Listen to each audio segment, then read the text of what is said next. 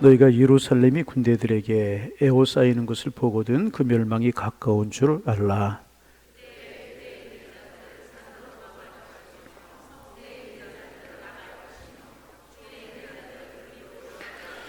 이 날들은 기록된 모든 것을 이루는 징벌의 날이니라.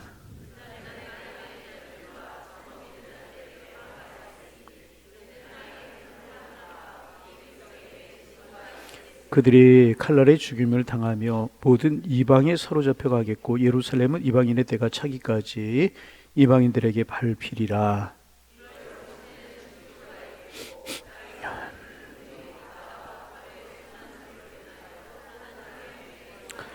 사람들이 세상에 임할 일을 생각하고 무수함으로 기절하리니 이는 하늘의 권능들이 흔들리겠습니다.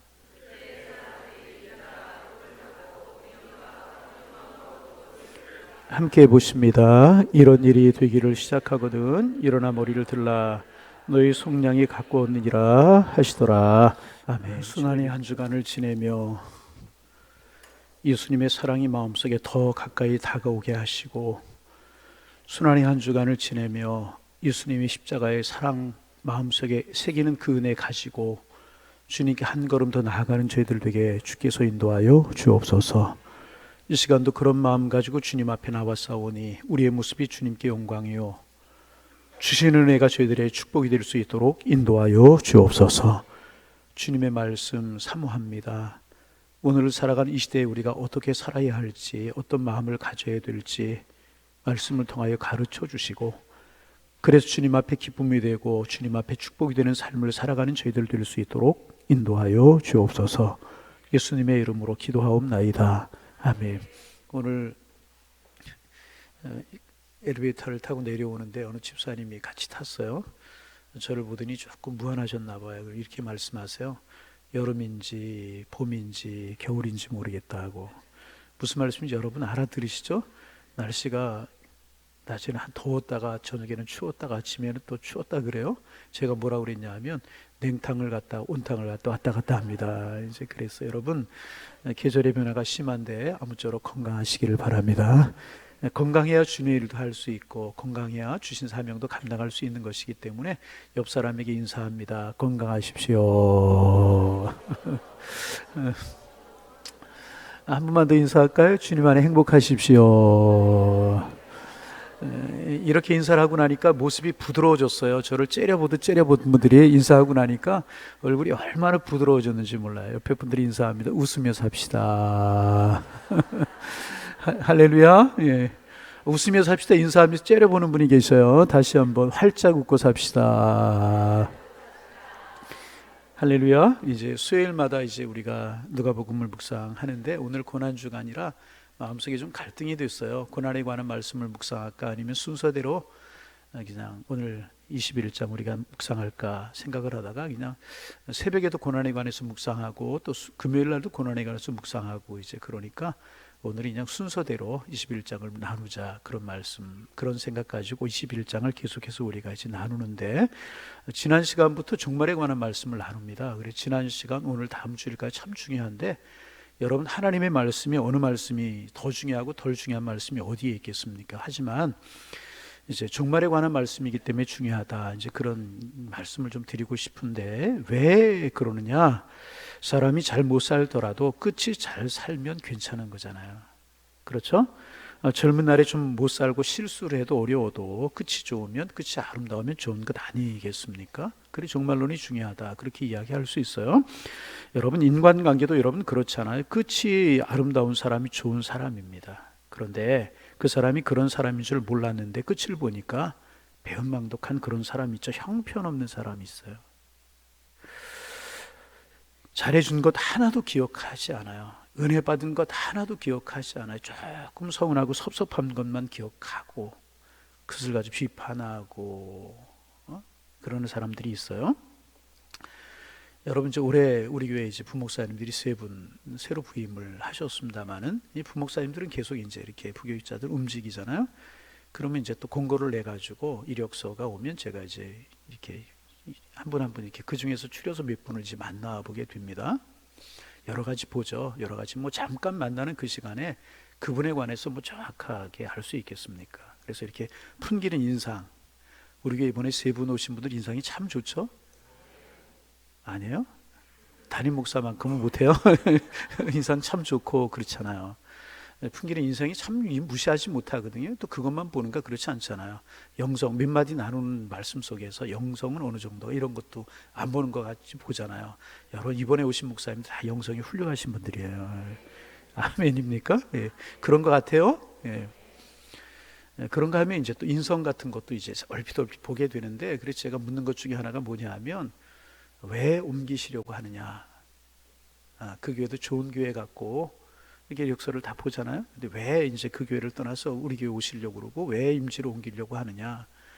그러면 이제 여러 이야기를 하시는 분들이 참 많은데, 그 가운데 이제 좋은 이야기 하는 분들이 있어요.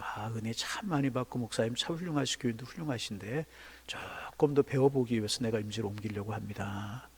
이런 분들이 이제 있고, 어떤 분들 간혹 어떤 분들은요, 뭐 배울 것도 없고 뭐 마음도 그렇고 안 좋았던 일들을 쭉 이야기하는 그런 분들이 있어요. 여러분, 어느 교회라고 다 좋고 어느 교회라고 다 안 좋겠습니까?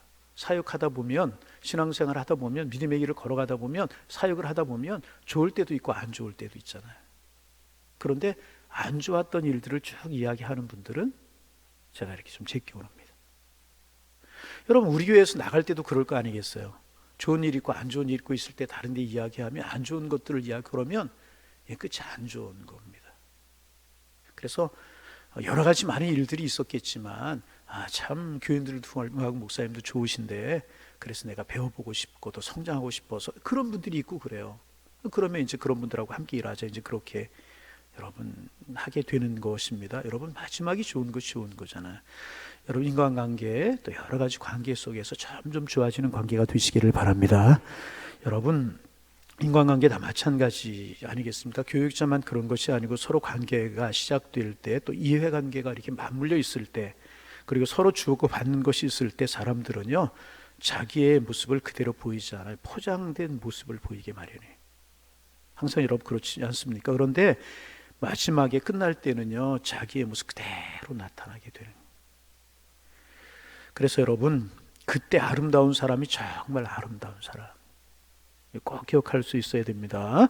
이런 사람이 뒷모습이 아름다운 사람이고 있었던 자리가 향기로운 사람이고요, 오랫동안 기억되는 사람인 것입니다. 그래서 여러분, 좋은 사람이란, 좋은 그리스도인이란 그런 사람입니다. 우리 그리스도인들은 어떤 사람이어야 하느냐? 여러 가지 말로 정의할 수 있지만 갈수록 더 좋아지는 사람, 세월이 지날수록 더 귀하게 여겨지는 사람, 더 아름다워지는 사람이 그리스도인이라는. 여러분, 갈릴리 가나의 혼인잔치에서 복음의 본질이 무엇인가를 우리가 알 수 있잖아요. 포도주가 떨어졌어요. 예수님이 항아리에 물을 채우라. 그리고 이제 물이 포도주로 변화되었어요. 그리고 이제 떠서 갖다 주라. 그래서 사람들이 포도주를 맛보고 하는 이야기가, 이 좋은 포도주가 어디에서 나왔느냐, 처음보다 더 좋은 포도주였다, 이렇게 이야기하지 않습니까? 이게 복음의 본질 아니겠습니까? 여러분, 주님을 알아갈수록 좋아지는 것이고요, 복음 안에서 친교가 깊어질수록 더 감사가 넘쳐야 되는 것 아니겠습니까? 교회와의 관계를 비롯해서 모든 관계가 다 그래야 되는 것이라. 여러분, 그래서 시간이 갈수록, 시간이 지날수록 더 존경하고 더 신뢰를 가질 수 있고 더 사랑하는 그런 관계가 되어야 되는 것이, 여러분, 주님 안에서 우리의 관계가 그런 관계가 되기를 소망합니다.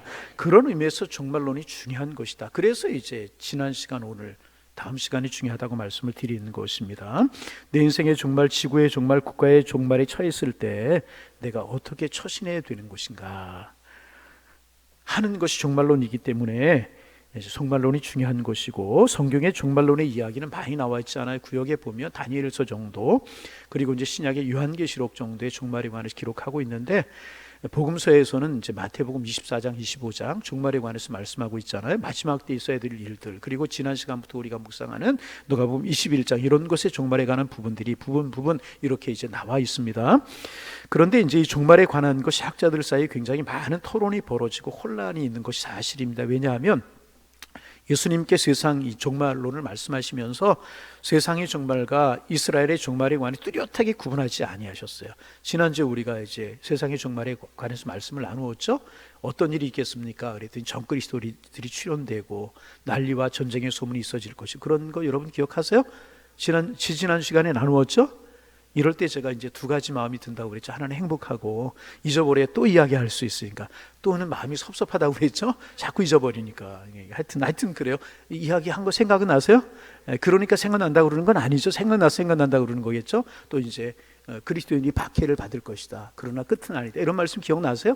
이렇게 이제 세상의 종말이 있을 이야기를 하시고, 오늘 우리가 읽는 앞부분에는 예루살렘의 종말에 관해서 이야기를 하시는 거예요. 뒷부분에 세상의 종말이 이렇게 혼용되어 있어요. 그래서 조금 종말에 관해서 이제 혼란이 있을 수가 있는데, 왜 주님이 이렇게 말씀하셨을까? 주님의 입장에서 보시면은요, 이것은 다 같은 것이기 때문에 그래요. 무슨 말씀인가? 여러분, 그렇지 않습니까? 내가 죽으면 세상이 끝나는 것과 똑같은 거예요. 그렇죠?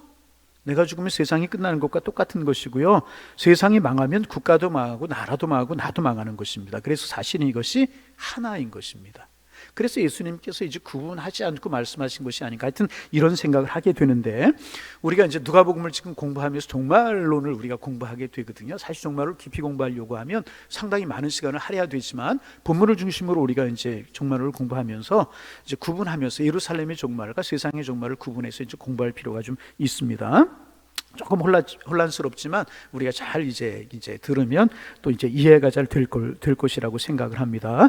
지난 시간에 말씀드린 것처럼 세상의 종말을 말씀하시고, 다시 예수님께서 예루살렘의 종말을 우리 20절부터 이제 말씀을 하십니다. 20절 말씀 같이 한번 소리내어 읽어봅니다. 너희가 예루살렘이 에워싸이는 것을 보거든 그 멸망이 가까운 줄 알라. 이제 예루살렘이 군사들에게 에워싸이는 것을 보거든 멸망이 가까운 줄 알라.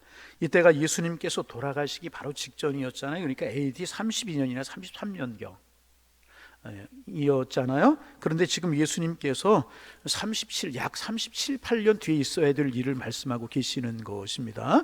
그러니까 예수님의 이 말씀을 들은 사람들 중에서 예루살렘의 멸망을 본, 나이가 들었던 사람들은 예루살렘이 예수님의 예언처럼 멸망이 되는 것을 못 본 사람도 있을 것이고, 젊은 사람들, 어린 사람들은 예수님의 멸망을 본 사람들도 있을 것입니다. 하여튼 36, 7년 뒤에 있을 일들을 이야기를 하시는 거예요. 우리가 역사적인 이야기를 이제 알 수 있잖아요. AD 70년 디도 장군이 이제 군사를 거느리고 와서 예루살렘 포위에서 예루살렘을 함락시켜서 완전히 도리에 돈은 남지 않고 이제 무너지는 그런 일이 있지 않습니까? 그런데 우리는 얼핏 생각하기에 이제 이렇게 디도 장군이 예루살렘을 공격해서 무너뜨려서 예루살렘 멸망한 것이 한 번의 사건이라고 이렇게 이제 우리는 알고 있지만은, 한 번이 아니라 이제 두 번입니다. 로마가 이제 굉장히 이스라엘을 많이 이제 압제를 하는데 여러 가지 이유가 있어요. 이제 그 당시 우리가 아는 것처럼 이스라엘이 로마의 속국이지 않았습니까? 그런데 이스라엘은 로마에 대해서 굉장히 반항적이었습니다. 여러 가지가 있지만 그 중에 하나는 뭐냐 하면, 이스라엘 민족 자체가 유대교라고 하는 야훼 신앙을 가지고 있기 때문에 이교도의 통치와 침략을 견디지 못하는 민족성을 가지고 있었단 말이죠. 그래서 계속적으로 로마와 대립하고 충돌하고 이제 그러는 것입니다.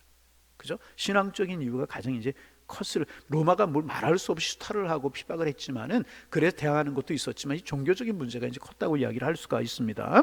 그리고 로마가 AD 60년이 넘어가면서 이스라엘을 이제 복속시키려고 하는 정책을 이제 펼치게 됩니다. 또 그때가 로마의 악한 황제들이 많이 등장하는 그런 시기였었습니다. 그래서 기독교를 강렬하게 아주 핍박을 해서 기독교에 대해서 박해할 뿐만 아니라 이스라엘의 말살에 대한 정책들을 펼치기 시작을 하게 되는데, 그게 이제 AD 60년 어간에 걸친 그런 일들이었습니다.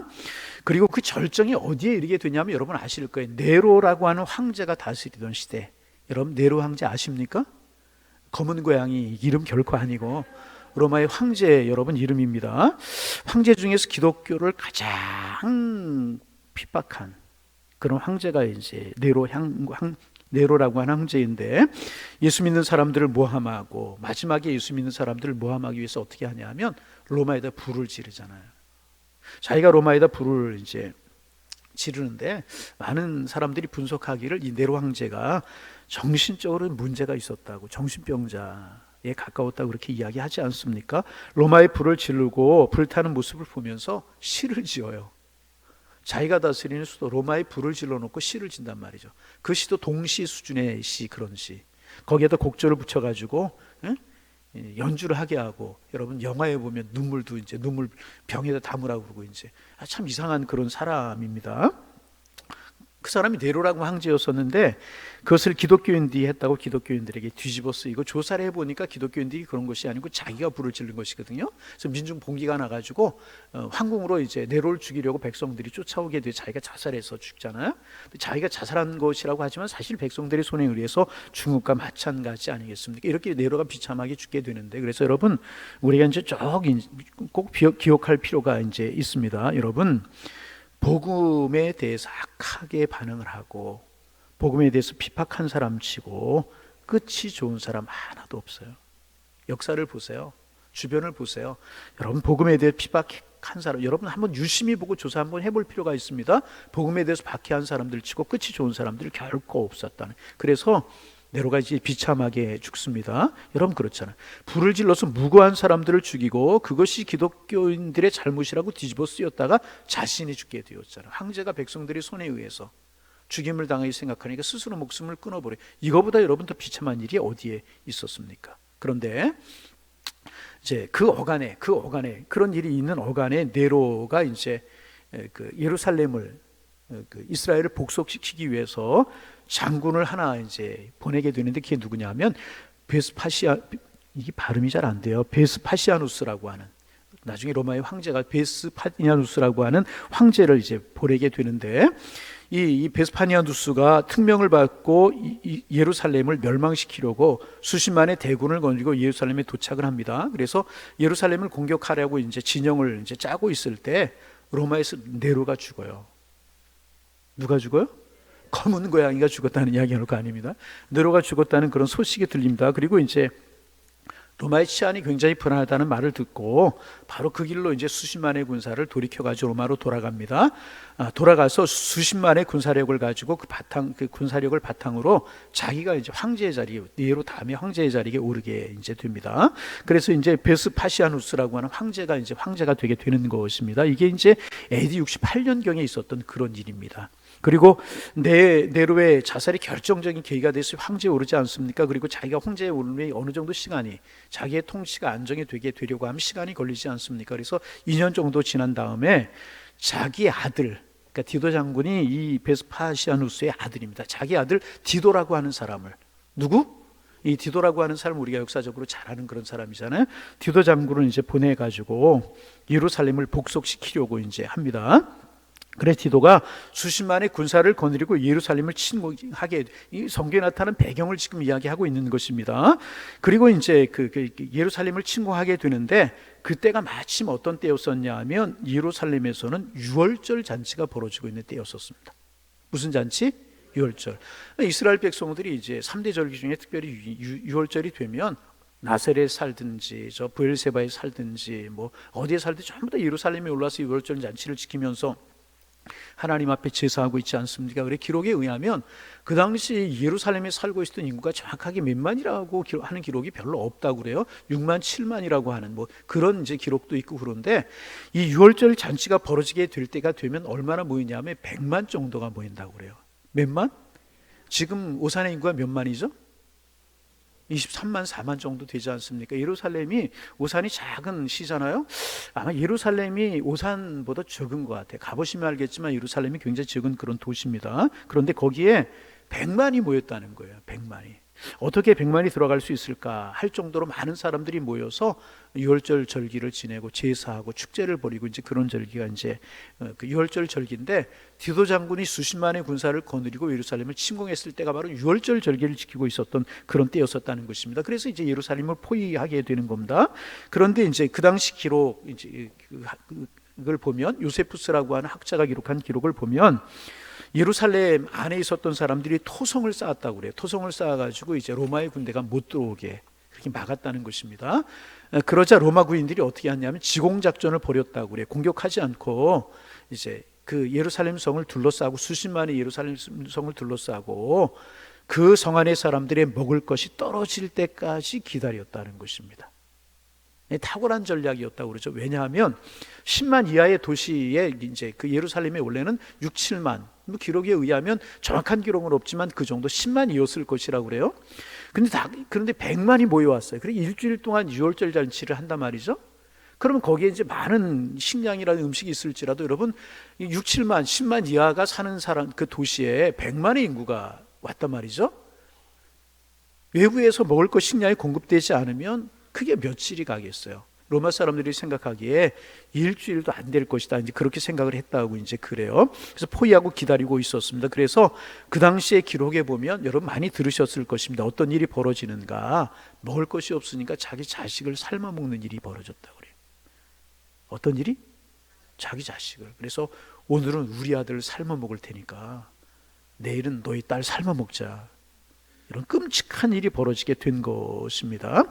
그러니까 여러분 그래도 그게 며칠이 가겠어요. 얼마 가지 못하자 로마 군인들이 토성을 얼고 진입을 하게 되었습니다. 그리고 이제 거의 피를 흘리지 않고 예루살렘을 다 이제 진압을 하게 된 것입니다. 그래서 병들어 죽거나 칼에 맞아 죽거나 굶어 죽거나 한 사람들이 그 주변 사람들까지 합치면 110만이 죽었다고 그래요. 그 당시 기록에 의하면. 몇 만이? 엄청난 인원을 죽은 거죠. 그리고 이제 포로로 끌려간 사람들이 얼마냐 하면 9만 7천 명이 끌려갔다고 그래요.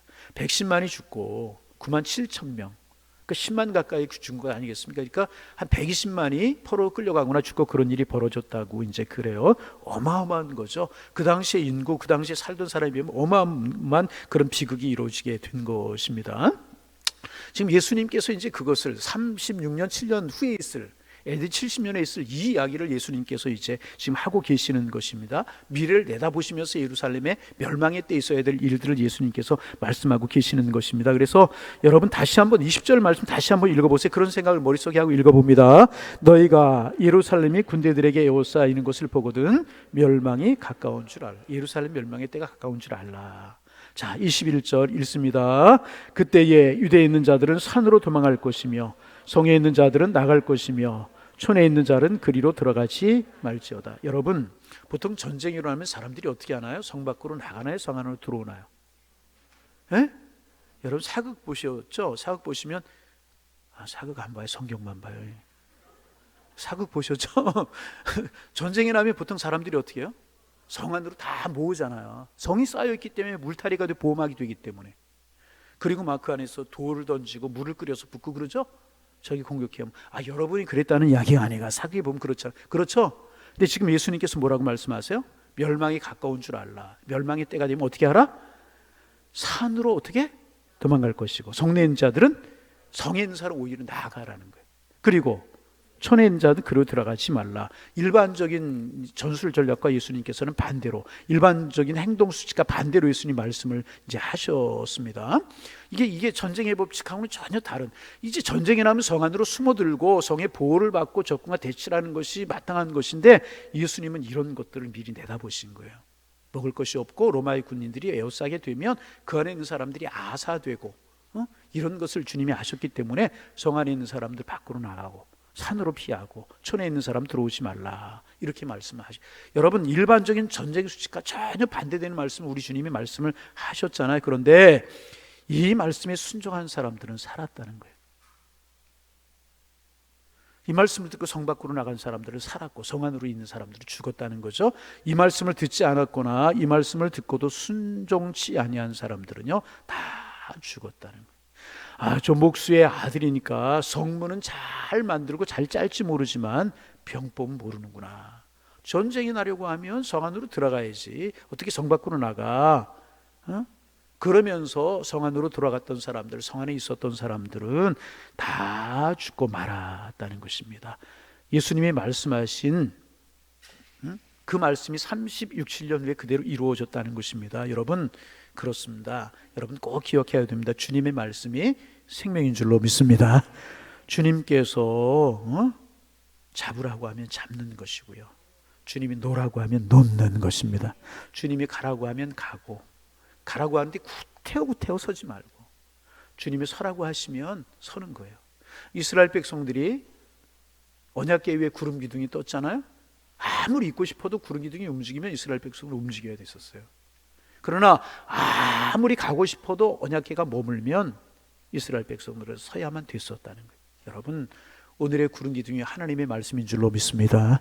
주님이 서라고 하면 서고 가라고 하면 가는 것이고 성 밖으로 나가라면 나가는 것이고 성 안으로 들어와라 그러면 들어오는 것이고 기도해라 그러면 기도하는 것이고 엎드려라 그러면 엎드리는 것이고 주의 말씀을 들어라 그러면 듣는 것이고 서라면 서라, 주님 말씀하시면 서는 것이 축복이요 살게 되는 길인 줄로 믿습니다.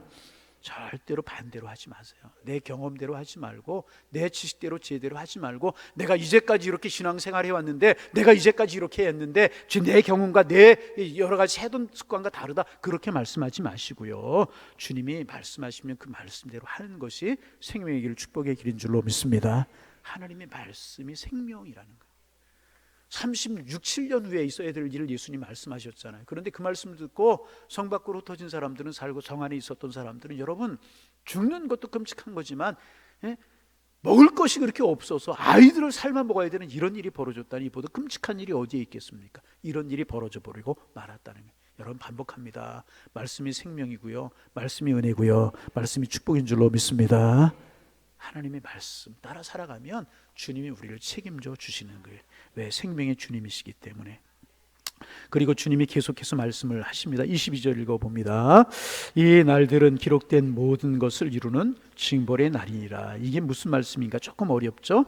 성경에 보면 예루살렘, 이제 이스라엘과 예루살렘의 멸망에 관해서 기록된 구절들이 있어요. 이사야에서 또 예레미야, 또 말씀드린 것처럼 다니엘, 이런 곳에 이제 말씀이 있는데, 이런 말씀들이 이루어지는 그날, 종말에 관해서 말씀하시는 이 말씀들이 이루어지는 그날이 있을 것이라는 것입니다.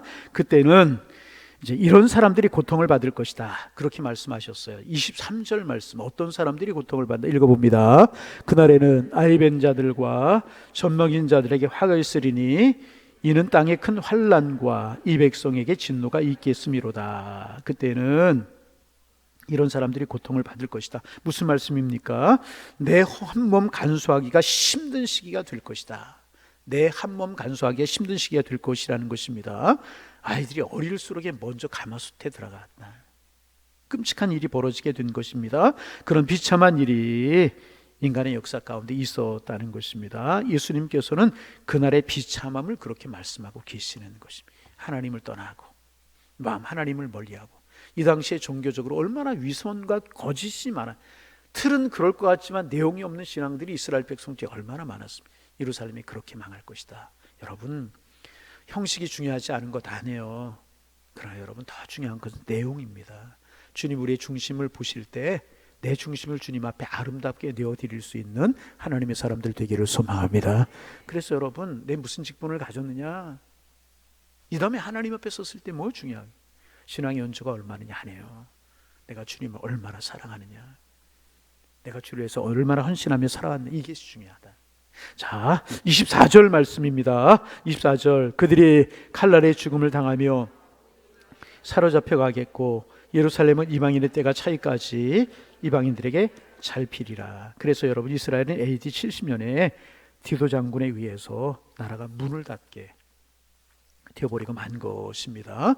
그리고 하나님이 허락하신 그때까지 나라 없는 백성으로 살게 되는 것입니다. 언제까지? 2차 세계대전이 끝날 때까지. 1948년에 이제 독립을 하게 되잖아요. 그러니까 1900년 가까이를 나라 없는 백성으로 때가 이를 때까지 살아갈 수밖에 없었다는 것입니다. 그리고 이제 2차 대전이 끝나고 그 결과 이스라엘이 독립국가를 형성했지만 지금도 자리가 제대로 잡히지 않았잖아요. 지금 그래서 이제 중동에 지금도 이제 전쟁 중에 있지만은 싸움, 이제 전쟁하는 이런 모든 전쟁들, 중동에 있는 이스라엘 주변에 있는 나라들이 이스라엘을 국가로 인정하지 않는 겁니다.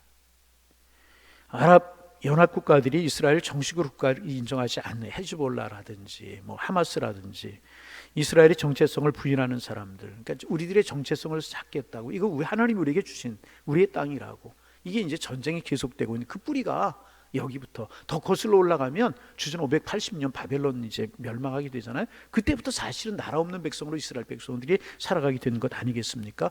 거기 여기가 출발이라고 이야기를 할 수가 이제 있습니다. 언제까지? 이방인의 때가 차기까지.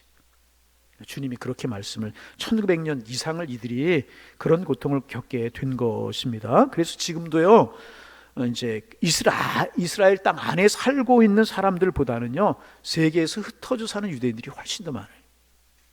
훨씬 더 세계에 흩어져는. 그들이 겪은 고난, 공고, 멸시는 우리의 상상을 초월하는 거죠. 나라 없는 백성으로 이렇게. 여러분, 히틀러가 이 유대인들 얼마나 학살을 했어요. 나라 없는 백성으로 고통을 당하는 것이 이렇게 힘든 것입니다. 국가 잃은 백성들은 참으로 비참한. 그래서 우리가 여러분 좀 이제 정신을 차리고 나라 민족을 위해서 우리가 좀 기도해야 될. 여러분, 나라 민족 위해서 기도하십니까? 여러분, 기도하실 수 있기를 바랍니다. 38선 너머에 삼키려고 하는 호전적인 그런 공산 세력이 있지 않습니까? 한시도 마음을 놓아서는 안 되고요. 또 북녘의 동포들을 위해서도 우리가 기도해야 될 것이라.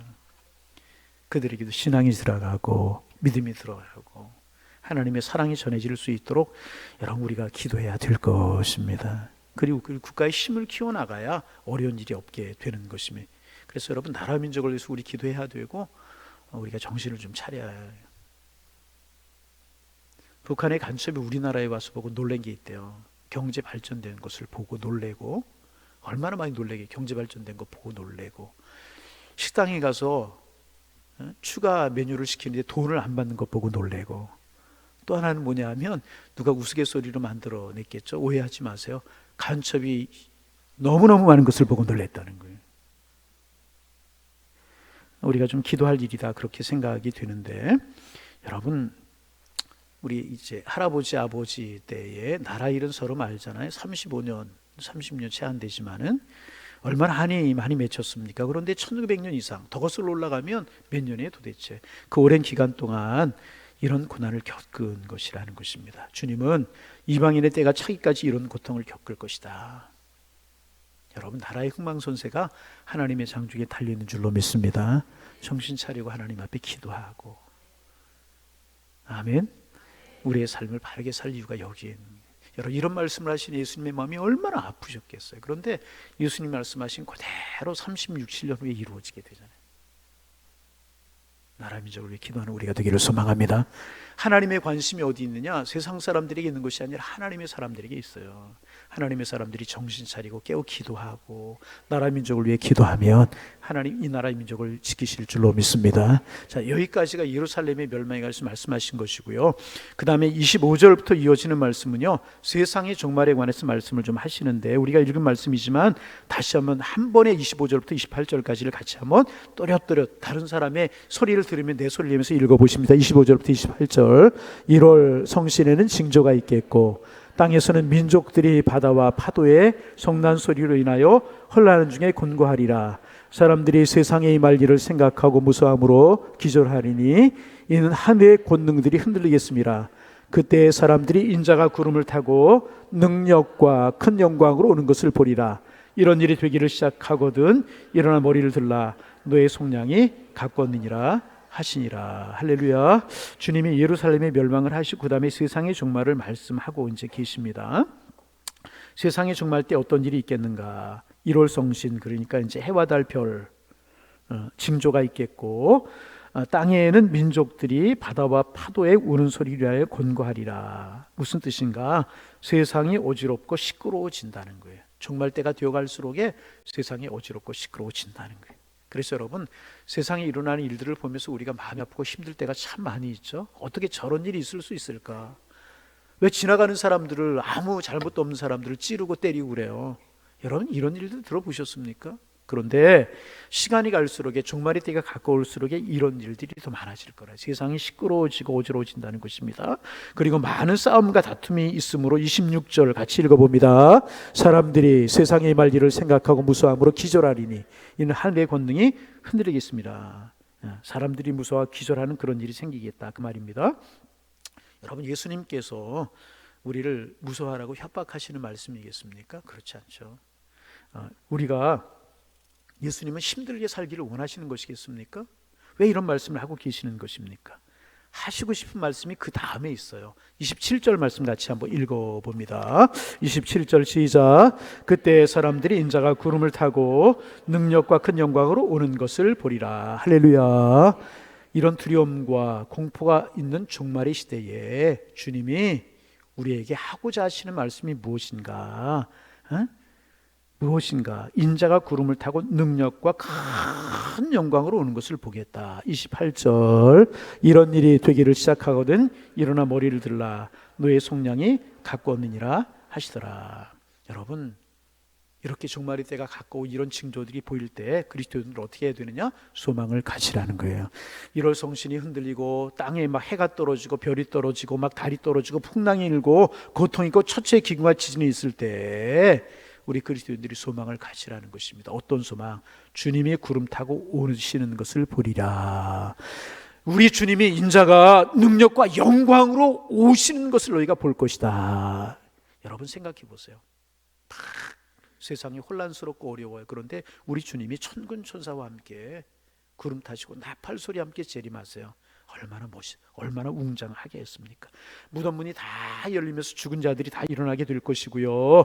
하늘이 열리면서 전 세계 모든 사람들이 볼 수 있도록 주님이 아주 영광스러운 모습으로 구름을 타시고 천사들의 나팔 소리와 함께 수많은 천사와 함께 주님이 강림하시게 될 것이라. 그때 우리가 신앙을 지키고 믿음을 지킨 하나님의 사람들은요, 변화되어서 주님 앞에 들려올림을 받게 될 것이라. 그러게 그런 날이 더 가까울수록에 우리 그리스도인들은 소망을 가지라, 희망을 가지라. 얼마나 귀한 말씀이십니까? 소망을 가지고 희망을 가지라는 것입니다. 그래서 이런 일이 시작하거든 일어나 머리를 들라. 일어나서 뭐를 들어요? 머리를 들라. 너희의 구속이 가까웠느니라. 이 말씀이 어떤 사람에게 주시는 말씀일까요? 주님의 뜻대로 산 사람, 아니면 주님의 뜻대로 살지 못한 사람? 주님의 뜻대로 산 사람들. 일어나서 무엇을 들라? 머리를 들라. 여러분, 저녁에 엄마 아빠가 오실 때 초인종 소리가 나면 엄마 아빠 그리고 뛰어나가는 아이들이에요. 그래서 엄마 아빠를 반감으로 맞이하는 아이들이 있어요. 그죠? 근데 이제 초인종 소리가 나면 벌써 엄마 아빠 없나? 그리고 막 숨는 막 후닥닥 후닥닥 그런 아이들이 있죠? 에? 여러분 어떤 사람이셨어요? 후닥닥 후닥닥. 에? 어떤 아이가 사랑받는 아이겠습니까? 여러분 주님 오실 때 똑같다는 것입니다. 주님 오실 때 기쁨으로. 아멘. 그런가 하면 막 왜 벌써 주님이 오시는가 후닥닥. 여러분 뭐 요즘은 그런 신방 잘 못하지만 제가 부목사 처음 시작할 때만 해도 예고 없이 막 신방을 갔어요.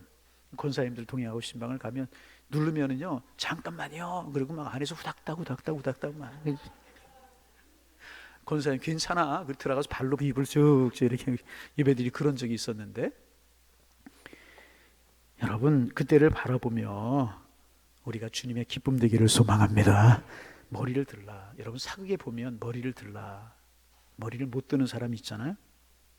여러분 그렇잖아요. 왕 앞에서 머리를 들기가 힘든데 만왕의 왕이신 그 주님 앞에서 우리의 머리를 들 수 있는 특권, 얼마나 귀한 것입니다. 머리를 들라. 그리고 우리가 머리를 들면 주님이 말씀하실 거예요. 너 아무개야, 힘든 세상에 살면서 얼마나 고생했느냐 내가 다 보고 알고 있었단다. 아무개 집사야, 아무개 장로야, 아무개 목사야, 얼마나 믿음 지키고 신앙 지키고 살아가기 힘들고 어려웠느냐. 내 뜻을 지키고 내 뜻대로 살아가기 참 힘들었지. 내가 너를 축복한단다. 내가 너를 사랑한단다. 내 눈에 눈물을 닦아주고 너의 상급을 내가 예비하리라. 축복하리라. 주님의 칭찬을 듣는 여러분들 다 드실 수 있기를 바랍니다. 주님이 머리를 들라고 말씀하시죠. 머리를 들라는 의미가 무엇인가요? 나를 바라보라. 내가 너에게 줄 상급이 있노라. 내가 너를 축복하노라. 주님 앞에 칭찬 들을 수 있어야 된다. 주님이 오실 때 다 머리를 들고 주님을 기쁨으로 영접하고 주님이 주시는 축복의 상급을 얻을 수 있는 여러분들 다 되실 수 있기를 주님의 이름으로 축원합니다. 오늘 저녁에 오신 분들은 다 그럴 분들인 것 같아요. 그래서 제가 늘 이야기하죠. 주님이 재림하신다면 언제 오신다고요? 눈보라가 몰아치고 막 추위가 막 30도 내려가고 그러는 수요일날 저녁에 오실 것 같아. 아멘. 뭘 아멘이에요. 언제 주님이 오실지라도 머리를 들 수 있는, 기쁨으로 주님을 영접할 수 있는, 감사함으로 주님 어서 오시옵소서 맞이할 수 있는 우리가 되기를 소망합니다. 그러면 결론적으로 어떤 사람이 그렇게 고개를 들고 기쁨으로 주님을 영접할 수 있을까요? 묵상해 봤어요. 어떤 사람이 그럴 수 있을까? 어떤 사람 주님 가장 기뻐하는 사람일까? 두 가지가 생각났어요. 첫째는 무엇인가? 많은 영혼을 주님께로 인도한 사람들. 주님이 가장 기뻐하는 사람들이 누구라고요? 영혼 구원. 주님의 마음이 영혼 구원에 있기 때문에. 그 주님의 마지막 명령이 무엇입니까? 땅끝까지 복음을 전하라. 모든 족속으로 가서 제자를 삼아 아버지와 아들과 이름으로 세례를 주라. 그 말씀 아니겠습니까? 하나님의 마음을 가지고 영혼을 하나님께로 인도하는 것이 가장 소중한 일이나.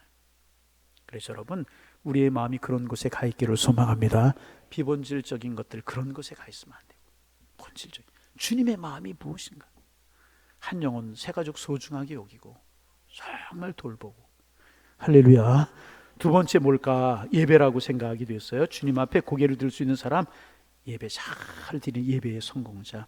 사랑하는 사람들은 자꾸 보고 싶은 것 아니겠습니까? 자꾸 그 음성 듣고 싶은 것입니다. 예배가 무엇입니까? 그 바로 하나님과 우리가 사랑의 친교가 예배, 영적인 교제 아니겠습니까? 하나님 앞에 나와 우리의 음성을 올려드리고, 하나님께서 우리에게 말씀하시는 그 음성을 듣고 주님과 사랑의 교제를 나누는 것이 예배라는, 예배의 성공자들, 주님이 오실 때 머리를 들고 주님 앞에 영접할 수 있는 은혜가 있게 될 것이다. 여러분, 영혼을 구원한 일에 열심을 품는 우리가 되기를 소망합니다. 예배드리는 일에 열심을 품어요. 교회에서 존경받고 인정받는 사람도 그래서 예배의 성공자가 될 수 있어요. 두 가지 하나님이 가장 기쁘시게 여기는 일이라는 것 기록하고, 이것이 우리 그리스도인들의 생활의 기초, 이 복음을 전하는 것 예배, 그 위에 기도 생활도, 건강한 사회 생활도, 건강한 가정 생활도, 사회 봉사도 세워가게 되는 것이라, 기본이라는 것입니다. 그래서 여러분, 주님 오실 때의 결론입니다. 다 머리를 들 수 있는 하나님의 사람들 되기를 소망합니다. 그때가 언제가 되든, 내일이 되든 모레가 되든 오늘 저녁이 되든, 그때가 언제가 되든 이런 깨있는 신앙의 삶, 복음을 전하고 예배의 성공자로 주님 앞에 서셔서 살다가 언제 주님 오셔도 기쁨으로 영접할 수 있는, 그때 쥐구멍 찾지 말고 후닥닥 나 주님 앞에 기쁨 되기를 원하노라. 주님 앞에 기쁨 되어서 내가 너를 축복하노라. 상급의 면류관, 머리를 들고 쓸 수 있는 하나님의 사람들. 그래서 여러분, 그런 생각이 들었어요. 우리 주님 오실 때 우리 성도님들 중에서는 왜 주님 벌써 오세요? 그런 분이 하나도 없기를 바랍니다. 주님, 내가 기쁨으로 주님을 영접합니다. 이런 성도들을 환한 웃음으로 주님을 영접할 수 있는 하나님의 사람들 다 되실 수 있기를 주님의 이름으로 축원합니다. 축원합니다.